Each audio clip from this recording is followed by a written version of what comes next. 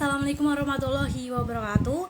Back again with me Eka Pratiwi. I will share knowledge with all. Jadi di sini aku bakal nge-share ilmu pengetahuan buat kalian semuanya.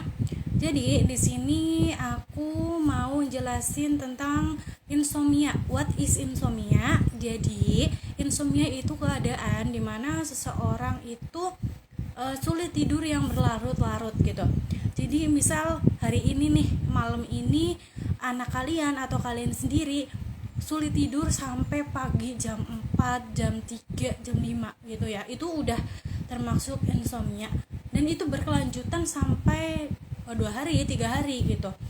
Dan biasanya orang-orang yang ngalamin insomnia ini, mereka tuh rentan banget dengan depresi, dengan stres gitu ya. Jadi apa sih Kak yang harus kita lakukan untuk mengatasi orang-orang insomnia gitu kan pertanyaannya. Jadi menurut aku buat kalian yang punya riwayat insomnia alias kurang tidur atau nggak bisa tidur berkelanjutan, kalian tuh bisa konsultasi pada psikolog terdekat, yaitu mungkin ada di rumah sakit gitu ya. Dan kalian bisa konsultasi kalau kalian tuh insomnia. Biasanya orang-orang yang insomnia itu banyak pikiran.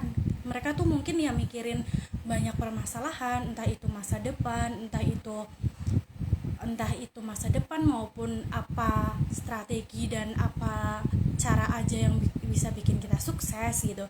Ya mungkin mereka banyak pikiran sehingga mereka tuh nggak bisa tidur, atau mungkin lebih parahnya mereka tuh punya masalah dan mereka tuh enggan buat cerita masalah tersebut, sehingga mereka tuh cenderung memikirkan masalah tersebut sampai nggak bisa tidur.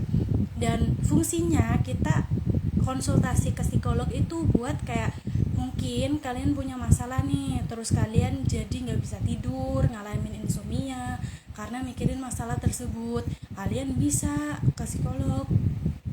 Terus ke psikolog di rumah sakit, kalian itu konseling gitu. Biasanya di situ kan tersedia 1 jam atau berapa, itu ada tarifnya sendiri gitu ya.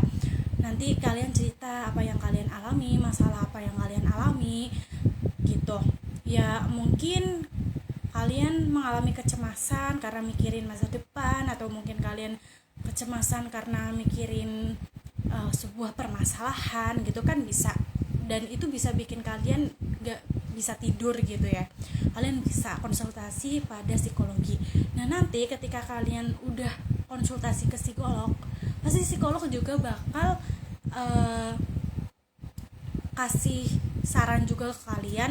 Kalau kiranya kalian tuh nggak terlalu berat banget ya dari apa yang kalian alami gitu, kalian ya paling ditangani oleh psikolog. Tapi misal kalian udah terlalu berat penyakitnya atau masalah yang kalian alami sehingga kalian insomnia, ya kalian akan dirujuk pada psikiater gitu. Dan di sini aku saranin banget buat kalian semuanya, entah itu anak kalian yang ada mempunyai riwayat insomnia, atau keluarga kalian, tetangga kalian, atau kerabat kalian, kalau mempunyai gejala-gejala insomnia, segera diobatin ya. Takutnya tuh kalau misal dibiarin terus menerus gitu ya, nggak bisa tidur dan lain sebagainya, itu bakal bisa bikin orang tersebut itu stres, depresi, bisa juga merusak organ-organ tubuh. Ya bayangin aja nih ya teman-temanku semuanya, besti-bestiku, jika kalian gak tidur, pasti cara kerja organ kalian itu 2 kali lipat gitu. Dan biasanya tidur yang cukup itu sekitar jam 9 sampai jam 10 itu tidur yang baik ya, buat meningkatkan kecerdasan juga baik gitu. Itu sesuai yang aku baca dalam materi yang aku tahu lah intinya tentang itu.